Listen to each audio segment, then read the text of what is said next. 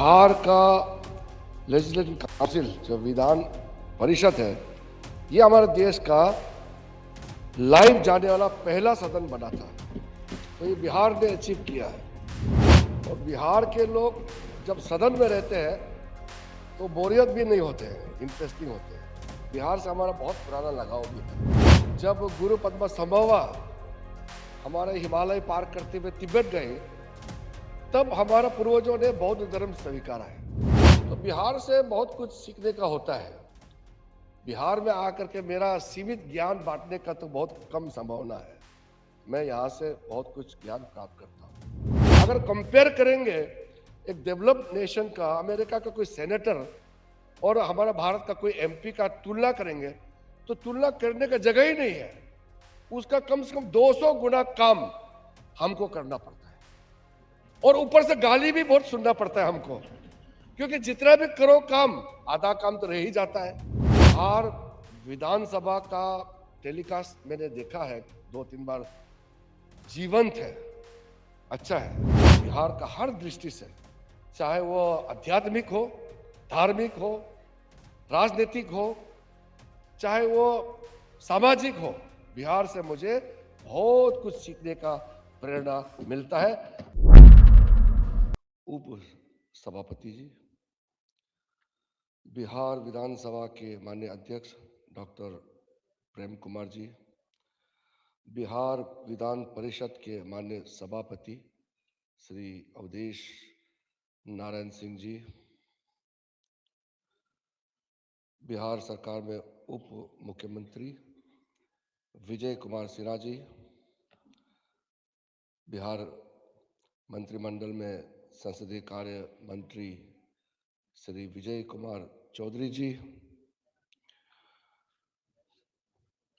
और बिहार विधान सभा के माननीय उपाध्यक्ष नरेंद्र नारायण यादव जी, यहाँ उपस्थित मंत्रीगण, विधायकगण, अधिकारीगण, मैं आप सबको अभिनंदन करना चाहता हूँ।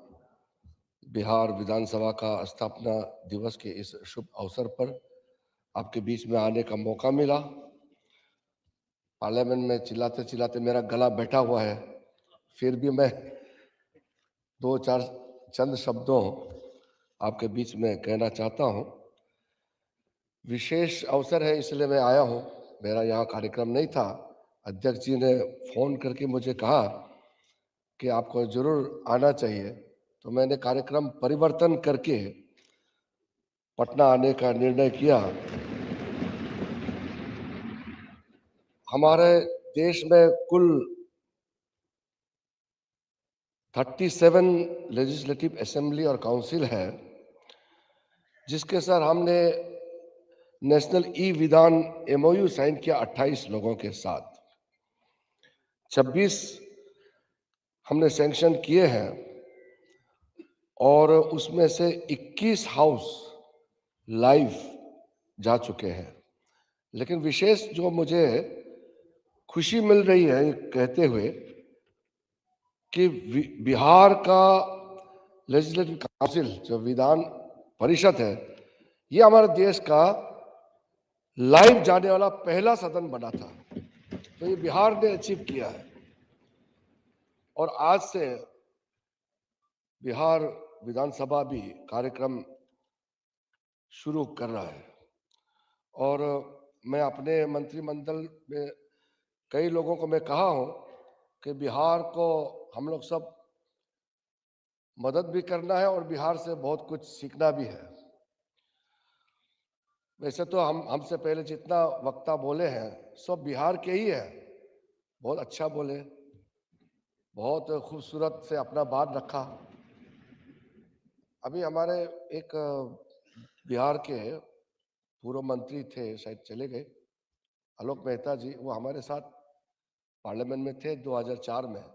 तो मैंने कहा था बिहार से जो भी चुनाव जीत के आते हैं, चाहे विधानसभा में हो या चाहे वो लोकसभा, राज्यसभा हो, बहुत अच्छा वक्ता होते हैं। बिहार के लोग अच्छा बोल सकते हैं और बिहार के लोग जब सदन में रहते हैं तो बोरियत भी नहीं होते हैं, इंटरेस्टिंग होते हैं। बिहार से हमारा बहुत पुराना लगाव भी है, लेकिन वो लगाव तो एक निजी तौर पर है, लेकिन जो असली लगाव बहुत गहरा अंदर से जो मेरा संबंध है, वो है ये बिहार का पवित्र धरती। बिहार से जो आए हैं और बिहार में जो लोग हैं, यहाँ जितने भी सीनियर हमारे राजनीतिक क्षेत्र में काम करने वाले भी हैं, यहाँ अधिकारीगण भी हैं। आप लोग अपने आप को एक बिहारी होने का, बिहार में जन्म होने का क्या आपका अनुभव है या आपका क्या सोच है, ये तो मैं नहीं बता सकता हूँ, लेकिन बिहार का नहीं हूँ, लेकिन बिहार को अपना समझ करके बिहार का बारे में क्या सोचता हूँ, मेरा मैं बताना चाहता हूँ। ये बुद्ध भगवान यहाँ जन्मे हैं और बौद्ध धर्म का स्थापना यही बिहार से हुए। मैं तो हिमालय क्षेत्र से आता हूँ। आज से 2500 साल से पहले बुद्ध भगवान ने दुनिया को अपना बौद्धिक ज्ञान दिया था। करते करते करते दुनिया भर में फैलाया गया है, अशोक सम्राट से लेकर के उनसे पहले भी और बहुत बाद में भी कई यहाँ स्टेट रिलीजन हुआ करता था बौद्ध धर्म, और यहाँ का सोच विचार दुनिया भर में गए हैं। साथ साथ बौद्ध धर्म के साथ साथ ज्ञान भी यहाँ से गए हैं, जैसे अभी जिक्र भी हुआ, वैशाली भी यही है। हम तो 7वें दशक में 7th सेंचुरी में जब गुरु पद्मा संभवा हमारे हिमालय पार करते हुए तिब्बत गए, तब हमारा पूर्वजों ने बौद्ध धर्म स्वीकारा है। हम तो तभी बौद्ध धर्म मानना शुरू किया। यानी कि बौद्ध धर्म का प्रचार का कितना साल बाद हम तो इस बिहार धरती से जो बौद्धिक ज्ञान जो बाहर गए उससे हमारा संपर्क हुआ। आप लोग तो यही जन्मे हैं इस पवित्र भूमि में, तो एक बिहार के वासी होने के नाते आपके मन में क्या है वो आप खुद समझ सकते हैं। अभी बीते सालों में बुद्ध भगवान का अवशेष लेकर के मैं विदेश में जाता हूं। प्रधानमंत्री मोदी जी ने कहा कि हमारा दुनिया को ज्ञान देने का, दुनिया को अपने बारे में बताने का परंपरा अभी नहीं है, हजारों सालों से चलते आया है।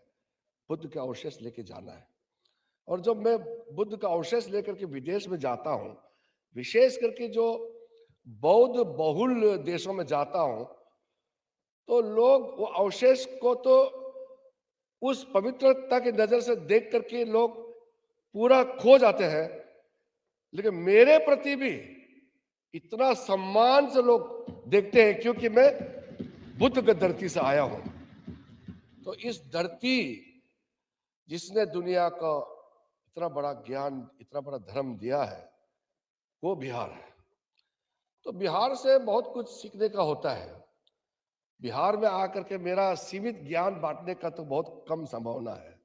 मैं यहाँ से बहुत कुछ ज्ञान प्राप्त करता हूँ। मैंने अपने संसदीय कार्य मंत्रालय का एक कार्यक्रम रखने वाला है, मैं राजगीर में रखने के लिए सोच रहा हूँ, तो विजय जी से चर्चा करके हम राजगीर में रखेंगे। वैसे तो मैं बीच बीच में आते रहता हूँ। हम लोग सब चुने हुए प्रतिनिधि हैं, हम मजबूत होगा तो लोकतंत्र मजबूत होगा। एक कमजोर आदमी दूसरे को मदद नहीं कर सकते हैं। आप जब मजबूत होगा, आप ताकतवर होगा, तभी आप जाके दूसरे को मदद कर सकते हैं।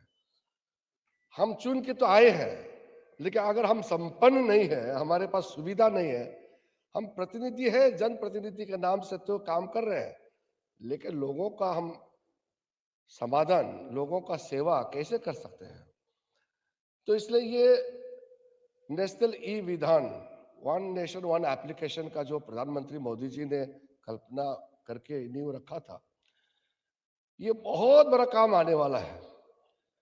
भारत में चाहे वो विधायक हो, चाहे वो सांसद हो, या स्थानीय इकाई का कोई भी प्रतिनिधि हो, हमारा बहुत बड़ा चैलेंज है हमारे पास जो काम है वो दुनिया में किसी और के पास नहीं है। हमारा बराबर जो जनसंख्या वाला मुल्क सिर्फ चीन है, जो भारत का तुलना में लगभग बराबर जनसंख्या है। बाकी तीसरे नंबर में अमेरिका आता है, उसका कुल जनसंख्या सिर्फ 34 करोड़ है। हम 140 पार हो चुके हैं। तो उनके जनप्रतिनिधि और भारत के एक जनप्रतिनिधि का क्या कठिनाई है, कोई मुकाबला नहीं कर सकते हैं। 2004 में मैं जब इंग्लैंड गए और आदान प्रदान वहां के सांसद, हाउस ऑफ कॉमन, वहां के जो लोअर हाउस का मेंबर एमपी और यहाँ के लोकसभा का एमपी क्या मुसीबतों का सामना करते हैं, हम लोगों में आदान प्रदान एक दूसरे से क्या सीख ले सकते हैं, इसका एक कार्यक्रम था। मैं 2 दिन के लिए लंदन से साउथ दक्षिण की ओर गए और वहां के सबसे सीनियर, सबसे वरिष्ठ सांसद, जिसको वहां फादर ऑफ द हाउस कहते हैं, हमारा देश में इसका कोई कल्पना नहीं किया गया है, वहां इंग्लैंड में जो सबसे वरिष्ठ को फादर ऑफ द हाउस कहते हैं, तो 8 बार चुनाव जीत चुके थे, तो उसको father of the house title दिया गया है। उसका लोकसभा क्षेत्र में मुझे जाना था और 2 दिन सीखना था। सीखना मतलब मैं वहां जाके देखना था और वो मुझसे सुनना था। तो वहां उस समय एक लोकसभा मतलब एक हाउस ऑफ कॉमन कॉन्स्टिट्यूंसी का टोटल जनसंख्या है 90,000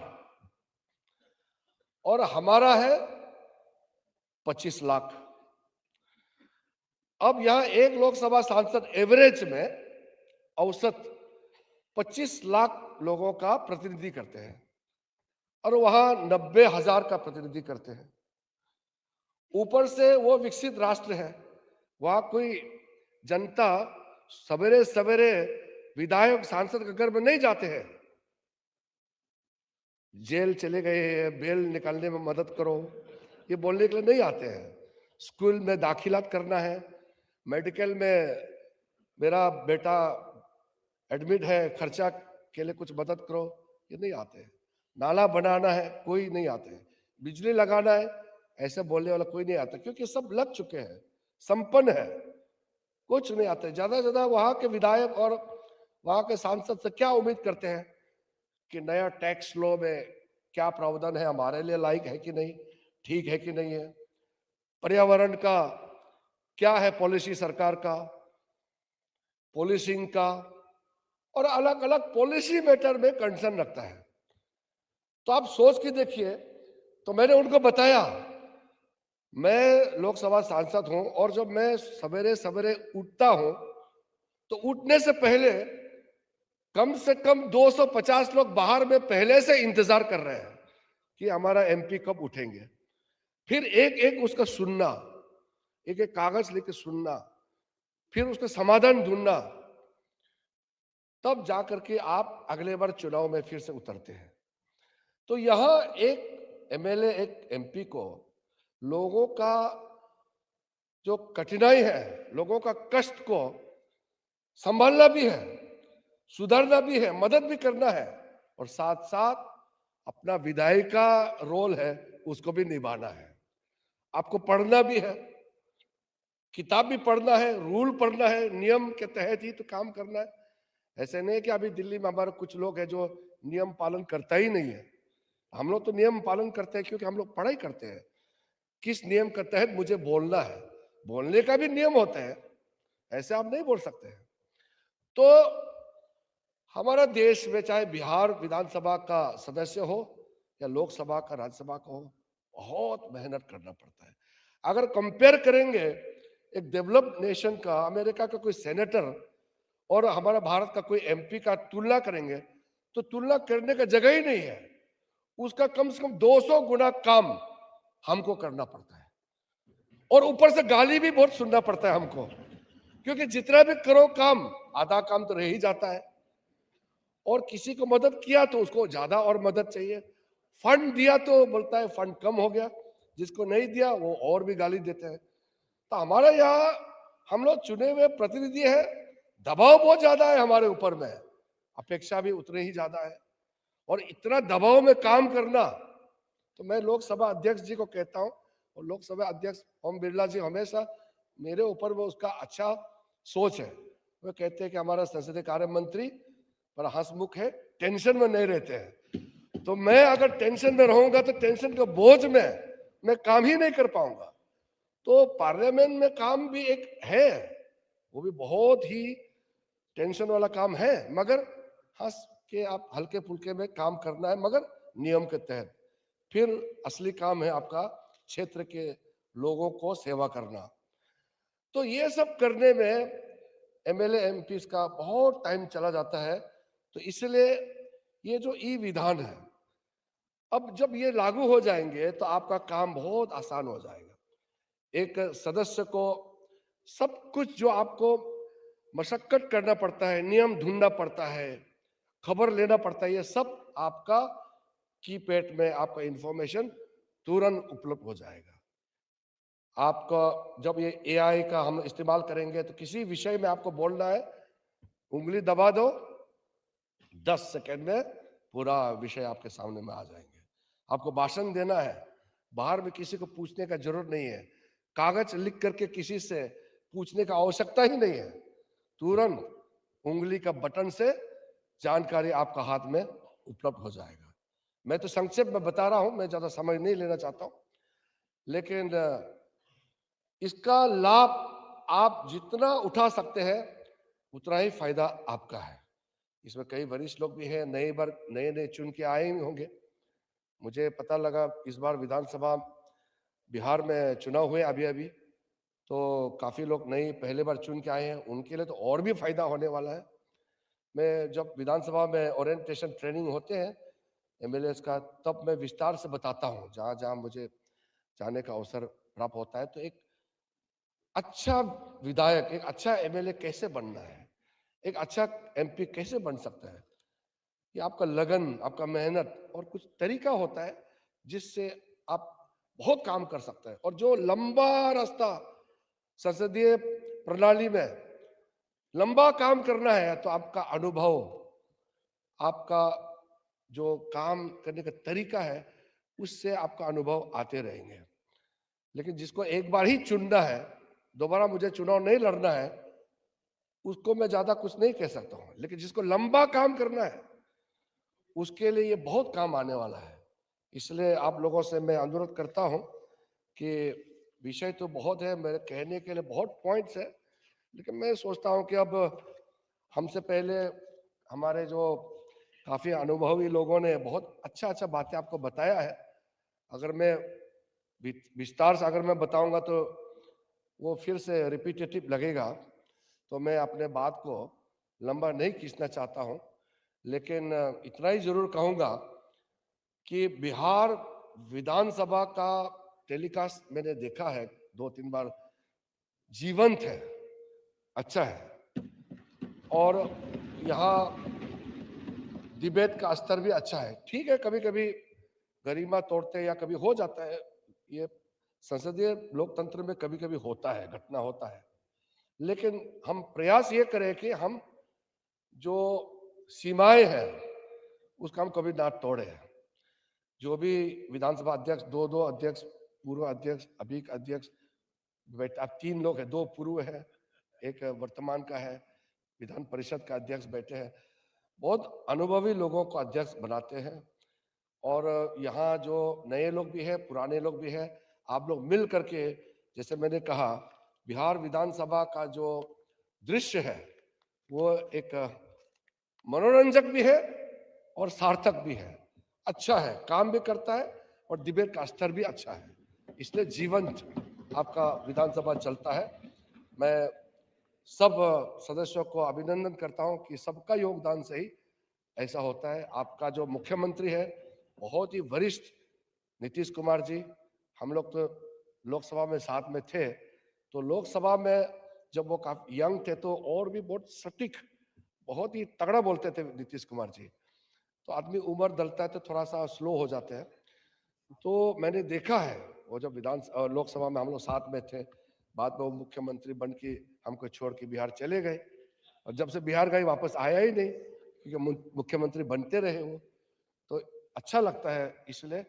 और जैसे मैंने कहा कि बिहार का हर दृष्टि से, चाहे वो आध्यात्मिक हो, धार्मिक हो, राजनीतिक हो, चाहे वो सामाजिक हो, बिहार से मुझे बहुत कुछ सीखने का प्रेरणा मिलता है। इसलिए बिहार का धरती को भी सलाम।